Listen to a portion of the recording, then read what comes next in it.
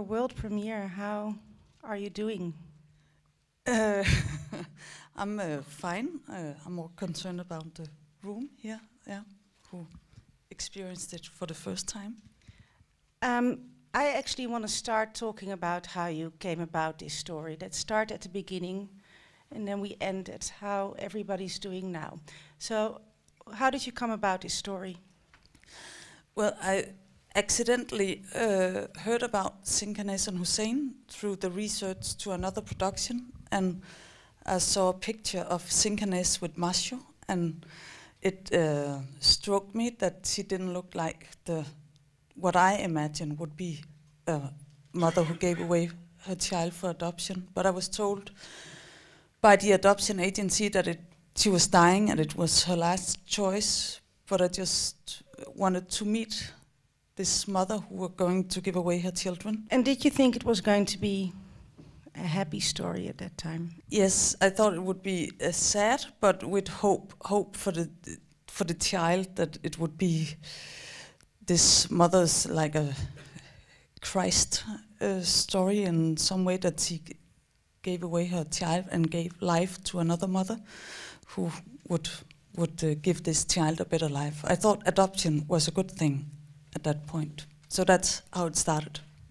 And how did you set up the shooting then? Because when I saw the film, I was a little bit confused about how often you had been with the Ethiopian family throughout the years. And maybe you can say something about that, and maybe you can also say something about whether you had an urge to intervene in their situation, or whether you thought, no, this is how cruel these situations are, and that's what I wanted to show. So tell me first how often you've been there and how you felt. I've been there, I think, 5 or 6 times, I'm not sure, during the last 5 years, at least 5 times. But yes, of course, I wanted to interfere. But the problem was that if I wanted to interfere, then I had to go to the authorities.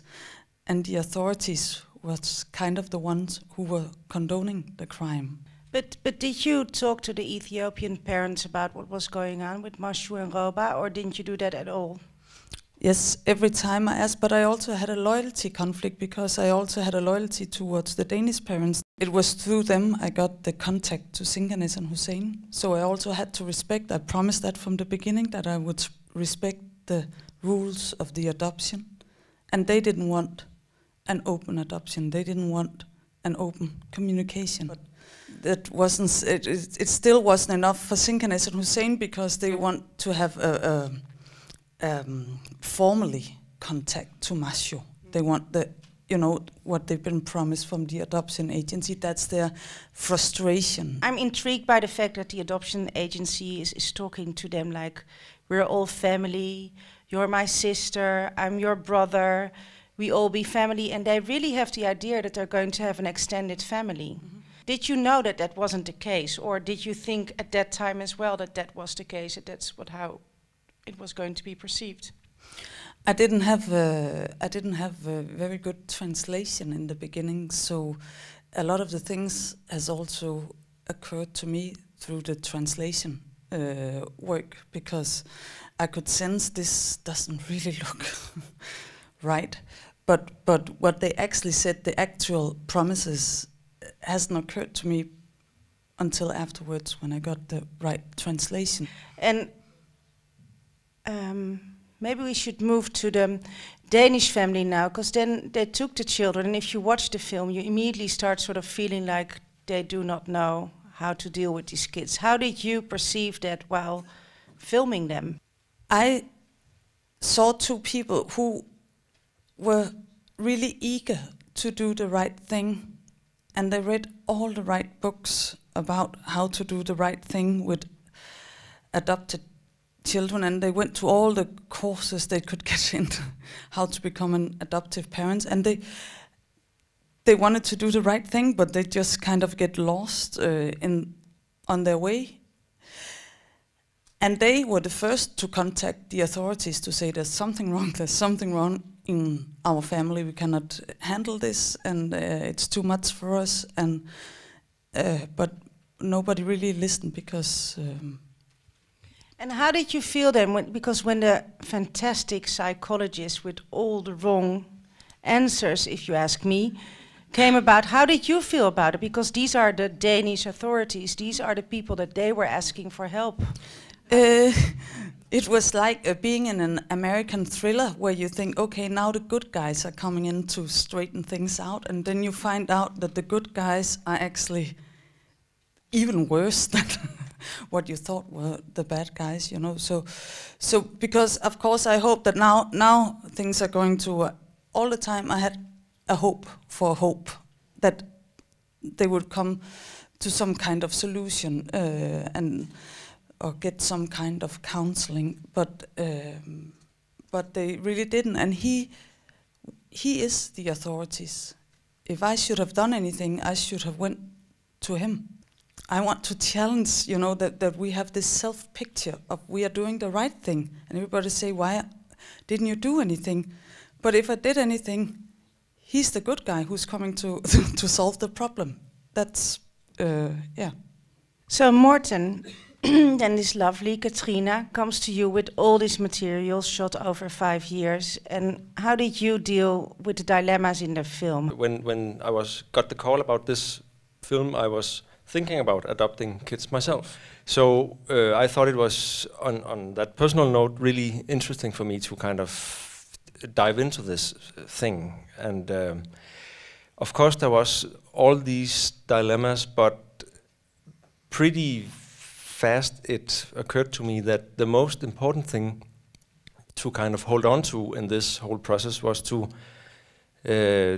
keep it true, you know.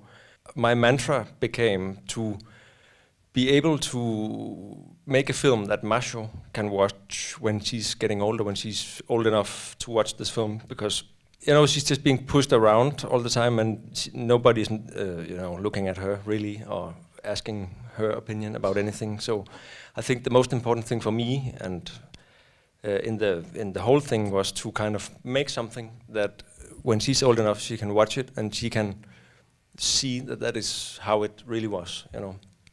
So there's no hope in this story. Well, there isn't really. So I want to talk to you about two things. I want to ask you, how did the Ethiopian family, because they've seen the film a few days ago, perceive the film? Let's start there. Of course they thought it was hard, but the hardest thing was when they found out I already told them that Masho didn't live with the biological parents anymore. And that was when they got totally devastated.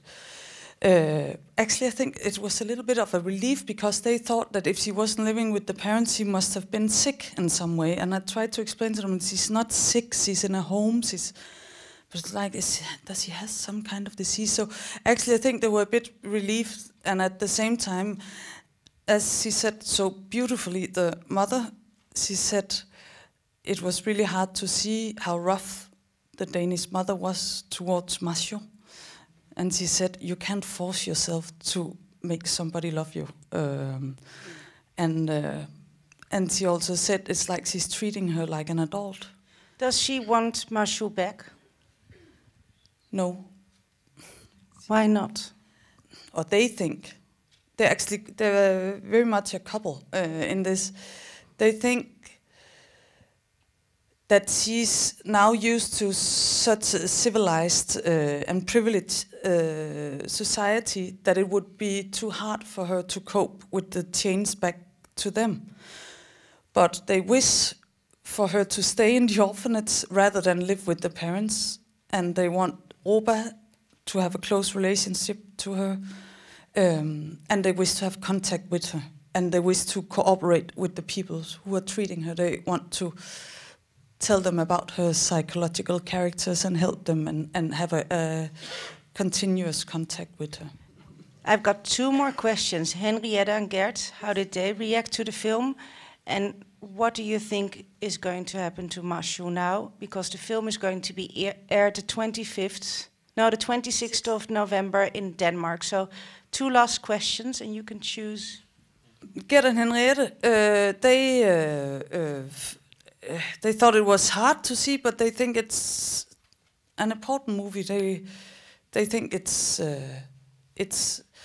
important. Of course, it's hard for them to see it. It has been their roughest time in their life, so it's hard to see that exposed. But they are also very eager to get this story out because they think there's been so many mistakes made along the way. So they are actually very cooperative towards the whole launch of the movie. Are they being coached for the launch? Because I mean, I think hell's gonna break loose when people see this film. They have both a coach that coach them psychological and also a media counselor or whatever you call it, who helps them, who's been training with them to how to cope with all the critical questions they will get and how, yeah. So what do you think is going to happen to Mashu now? I'm not a child psychologist, but I hope that somebody would look at her like in a holistic way with everything, and also put into the to the whole picture that there is some biological parents who could actually play an important role in her life.